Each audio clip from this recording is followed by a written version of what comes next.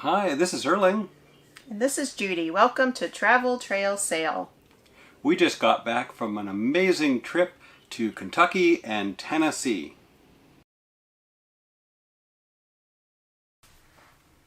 Well, Judy and I just got back from a really fun trip to Tennessee and Kentucky, and we thought we'd just share some of the highlights.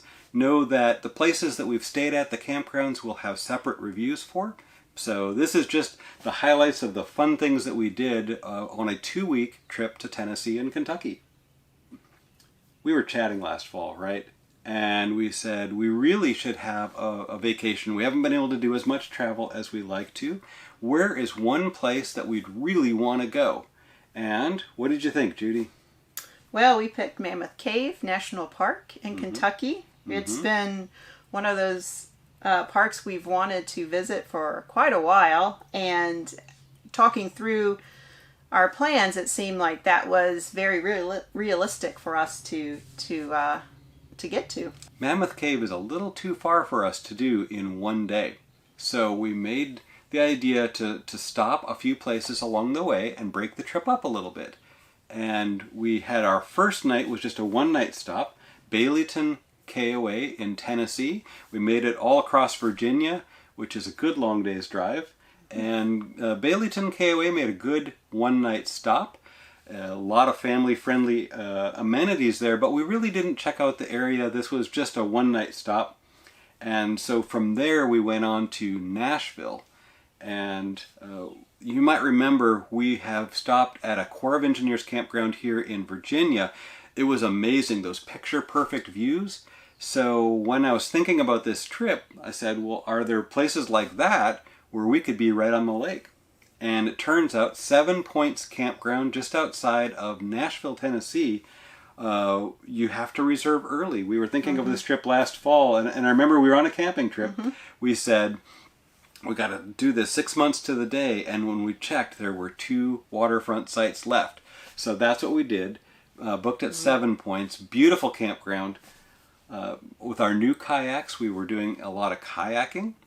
But there were other things too. That campground doesn't have a lot of hiking or biking or those kind of activities. But we did find a state park close by. Yeah, and that was fun. It was a good 3 or 4 mile hike that we went on. It's free to enter the park. Dogs are allowed, and it was a really nice trail. I would say probably moderate in difficulty. Yeah, so that was Long Hunter State Park, about 15 minutes from 7 Points. And beautiful. That was kind of surprising that you could go hiking in a state park and no admission fee. But if you're staying at 7 Points, a great thing to do is go for a hike, and we really enjoyed that day. There was another day hanging out on the lake when it was a little chilly, not very kayaking friendly sort of day, so we said, what else is there to do? There's so much to do in Nashville, we couldn't do it all, but according to the trip planning app I was using, we found a distillery just about 15 minutes from 7 Points. Right in downtown Nashville. Yeah, so that was Nelson Greenbrier. Really interesting history. We didn't end up going on a tour. They said you could wait for a tour or you could just do a tasting.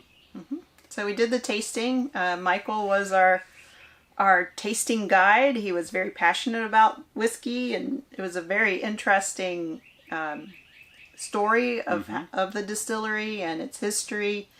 It was supposedly the first distillery in Tennessee. When Prohibition came, they closed down for a while, and then the family rediscovered their history and reopened the distillery. And, I'm not a big whiskey or bourbon drinker, but this was really tasty. It was very good. So glad we checked that out. It's well worth a day trip in from 7 Points. Again, lots of things to do in Nashville, but those were some of the things we did, but mostly we just enjoyed some relaxing time on the lake and doing some kayaking. Yeah, it was such a beautiful campground. So pretty. And I hope we can get back there one day. Absolutely. Well worth it. So our next stop, which was the main event for our trip, was to drive from Nashville up to, and we stayed in Cave City, Kentucky, right where Mammoth Cave is, and stayed at a place called Cave Country RV Campground. Really clean, a nice place to stay, everyone we met there was so friendly. I couldn't believe it. I think a lot of snowbirds. A lot of snowbirds heading back north, yes. Mm-hmm. So that was a really good place to stay to get to Mammoth Cave, and easy drive over. What I was kind of surprised by with Mammoth Cave was that there's no admission, there's hiking trails, and you can bring your dog. Now, most national parks don't have hiking trails that are dog friendly, but at Mammoth Cave, we spent a day out hiking. Mm-hmm. Yeah, it was beautiful, and so any of the trails, you know, above the cave, you can't take your dog in the cave, but any trail otherwise in the park is you can bring your dog, which was great. Yeah, and they have a lot of hiking options and things, so we did that. If you want to take a tour of the cave, those do have an admission fee, and like Judy said, no dogs on those tours. But we did a tour called the Historic Tour, and it's about 2 hours long, 2 miles of walking, and about 500 steps.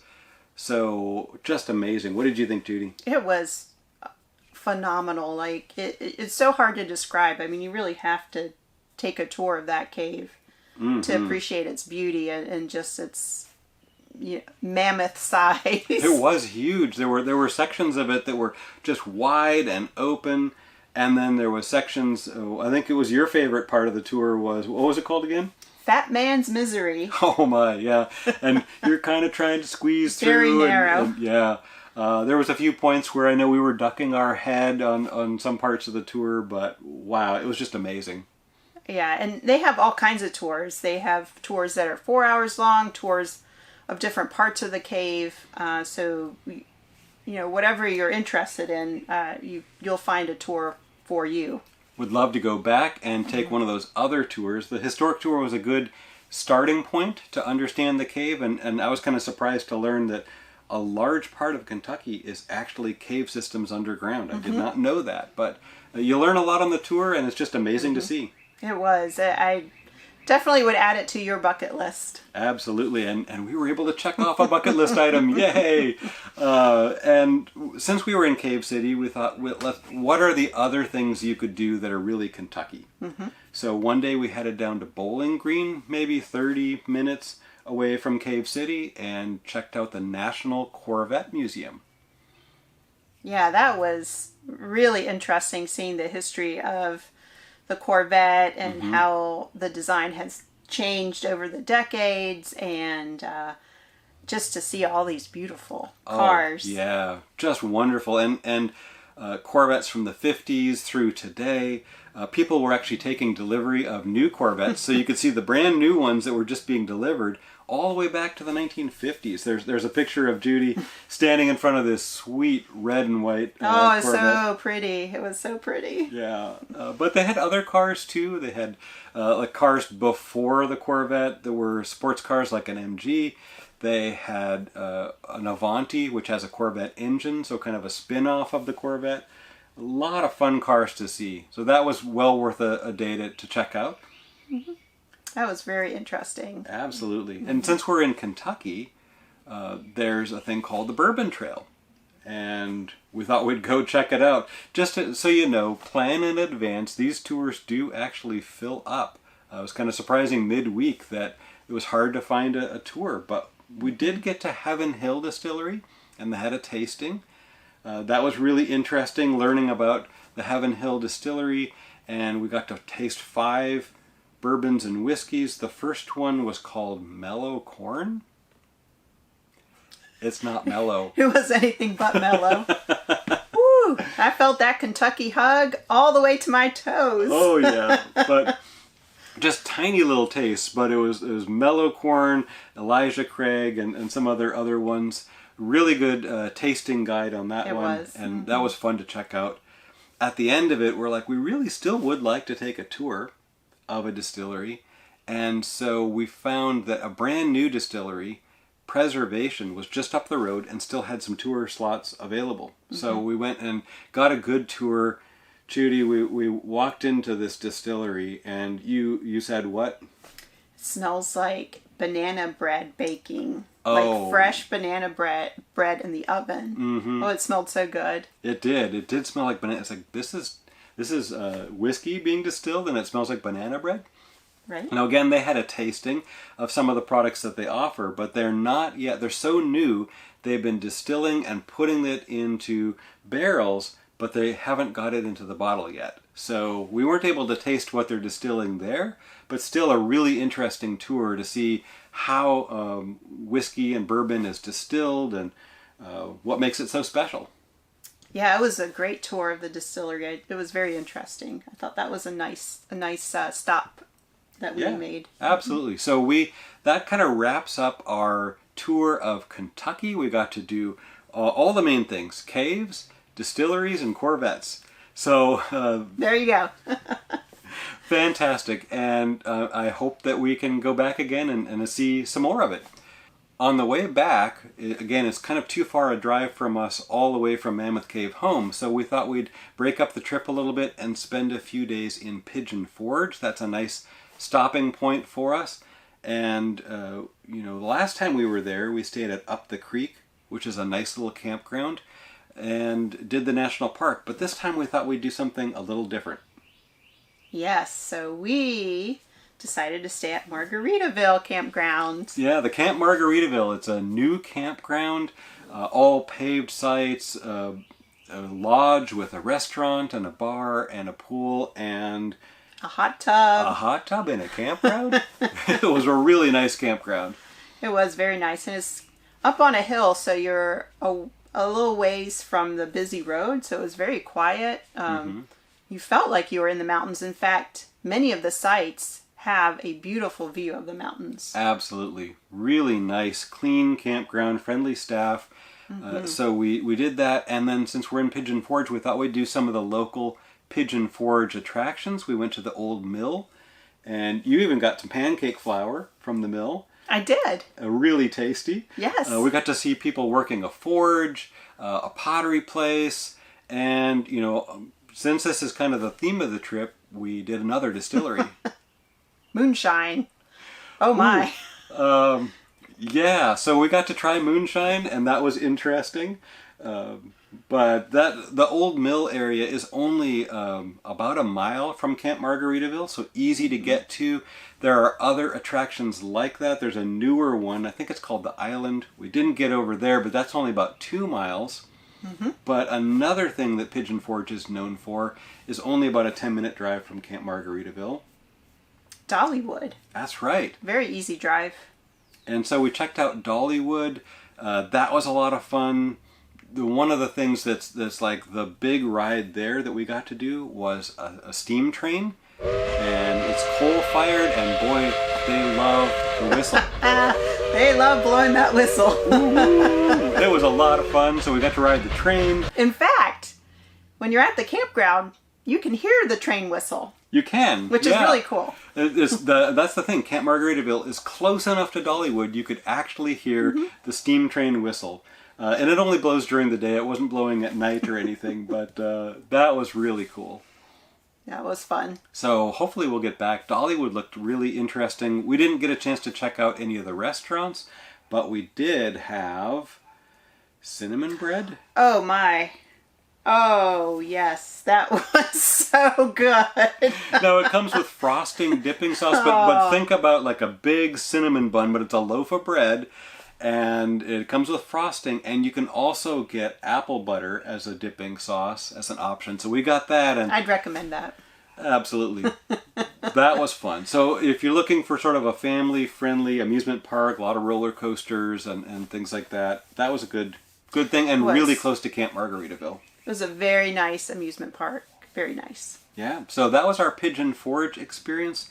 We needed to get back. It had been an amazing 2 weeks.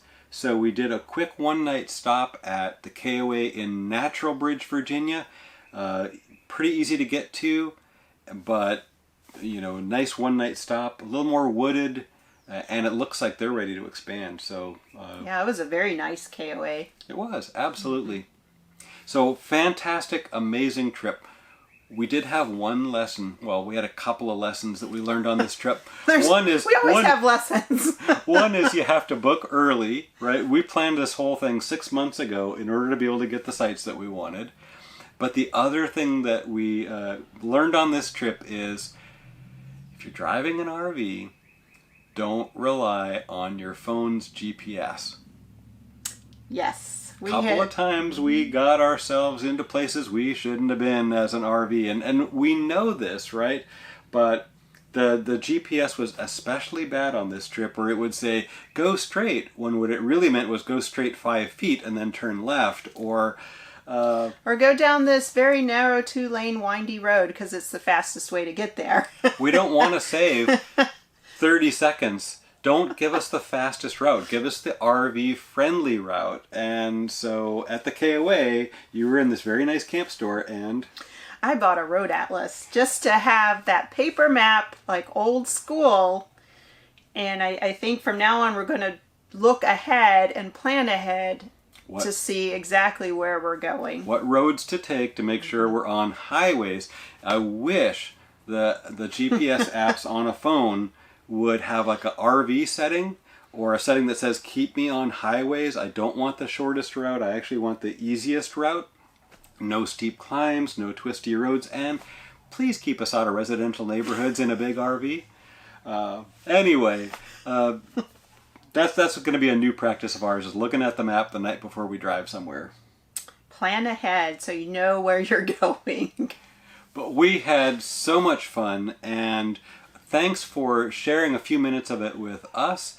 I'll put reviews up of all the campgrounds and places that we stayed, but we had a great time, and thank you for joining us. I hope to see you again real soon.